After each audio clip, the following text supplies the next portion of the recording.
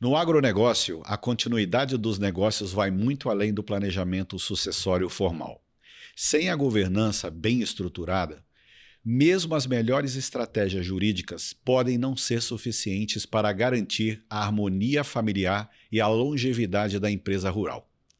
A gestão do patrimônio e a gestão do negócio precisam estar alinhadas, e isso exige regras claras, participação ativa da família e um modelo de governança eficiente.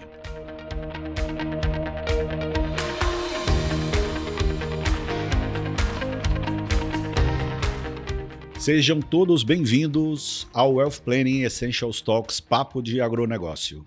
Neste episódio, vamos discutir como as famílias do agro podem se organizar para manter a empresa próspera por gerações. Ao meu lado, mais uma vez, a nossa especialista de Wealth Planning, Shirley Ambrosio. Obrigada, Márcio. É uma honra estar aqui mais uma vez e participar de mais um episódio. E também o nosso ilustre convidado, Francisco Maturro, Chiquinho.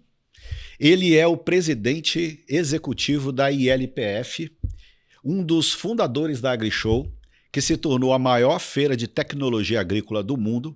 Também foi secretário de Agricultura e Abastecimento em 2021 e também é presidente do LIDE Agronegócios. Muito bom. Márcio, Shirley, muito obrigado. É uma honra para mim estar aqui. Chiquinho, ao longo da sua trajetória no agronegócio, você acompanhou de perto a evolução do setor e a profissionalização da gestão nas propriedades rurais. Considerando esse histórico, o que mudou na forma das famílias do agro de lidarem com a governança corporativa e a sucessão? Eu devo dizer para você que ela não mudou, ela está em processo de mudança. Nós temos ainda muitas famílias tradicionais e temos muitas famílias absolutamente profissionais.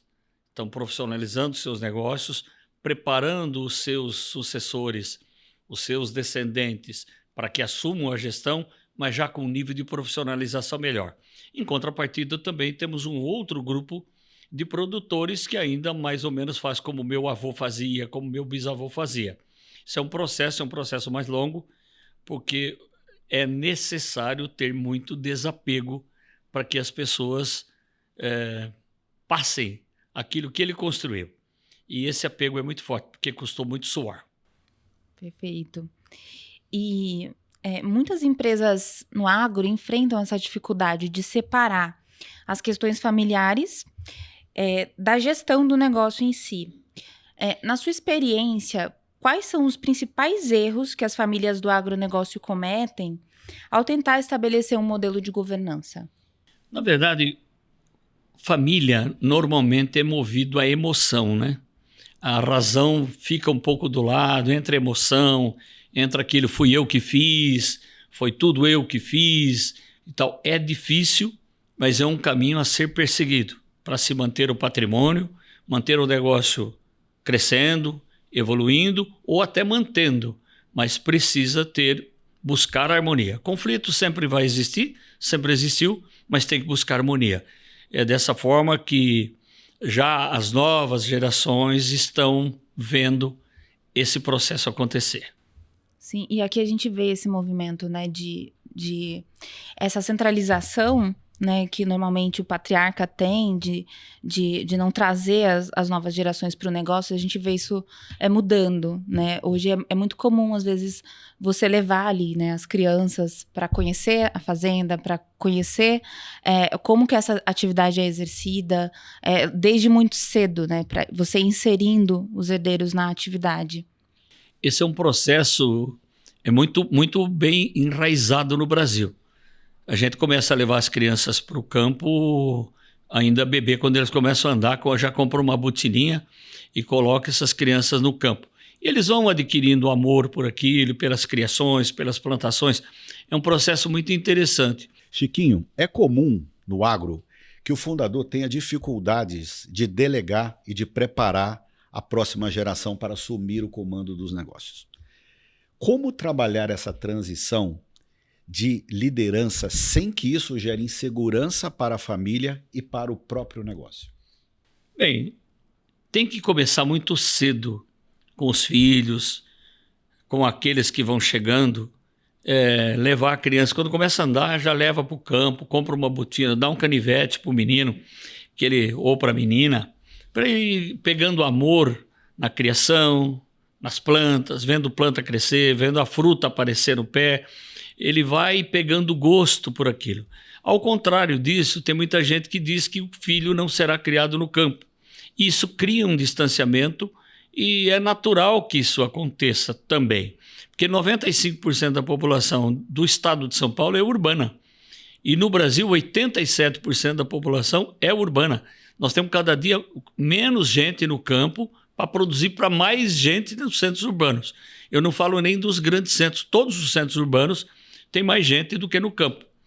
Por isso vem tecnologia, vem uma série de coisas, vem máquinas mais modernas que substituem a mão de obra e vem trabalhando. Mas é necessário que as crianças tomem o gosto por aquilo que está no campo.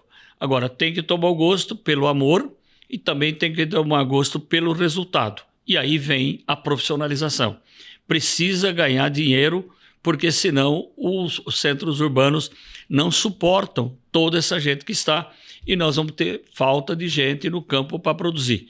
Nós temos cada dia mais gente, todos comem, todos precisam de alimento e tem pouca gente para produzir. Ótimo, Chiquinho. Sim, e Chiquinho, um grande desafio das famílias do agro é manter a unidade, a harmonia ao longo das gerações, né? E ir transmitindo isso de geração para geração sem conflito, né? E muitas vezes esses conflitos acabam comprometendo o negócio da família. Como que a figura dos conselhos, e aqui entra conselho de família, conselho de sócio, conselho de administração, pode ajudar a manter a harmonia entre os herdeiros e perpetuar a empresa rural? O conflito sempre vai existir. É importante buscar a harmonia. Isso precisa sempre, meu ponto de vista, que tenha conselheiros externos, que não são movidos à emoção, não são movidos a caprichos familiares, que isso existe mesmo.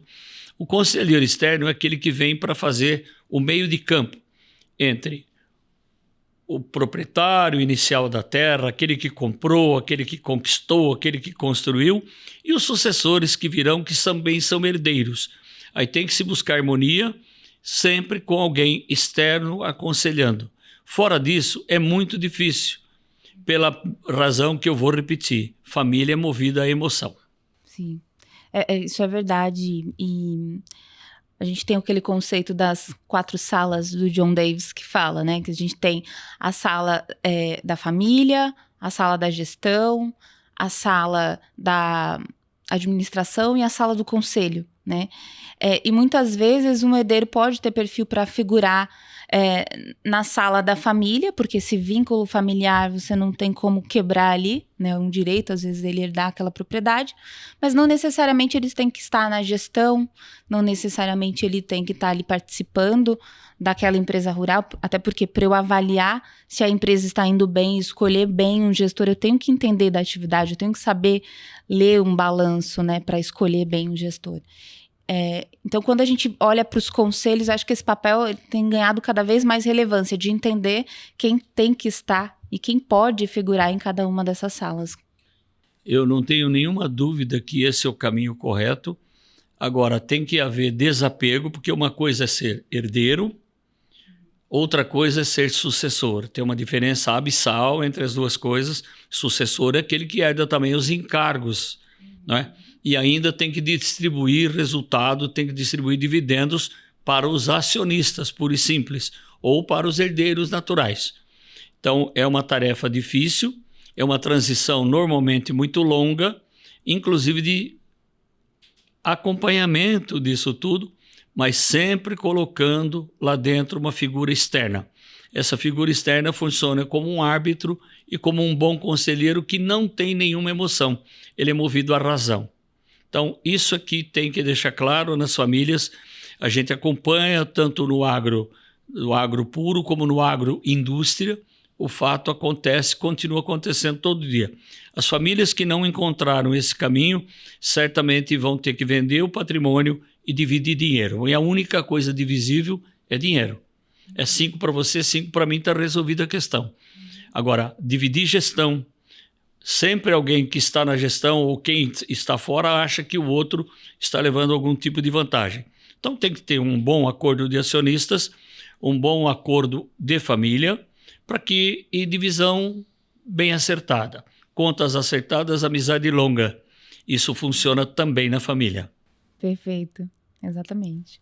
Chiquinho, para finalizar, olhando para o futuro do agronegócio, quais são as tendências e boas práticas para garantir a longevidade das empresas familiares do setor? Olha, o que garante mesmo longevidade é resultado positivo, que o resultado negativo também existe. A evolução do agro brasileiro ela é notada, ela é gigantesca. Nós fizemos a primeira evolução do agro quando surgiu o plantio direto na década de 70. Foi uma grande evolução, porque nós fazíamos agricultura como os imigrantes europeus aprenderam nos seus países de origem. Ele fazia uma agricultura que era só a safra de verão, e aqui nós estamos num clima tropical.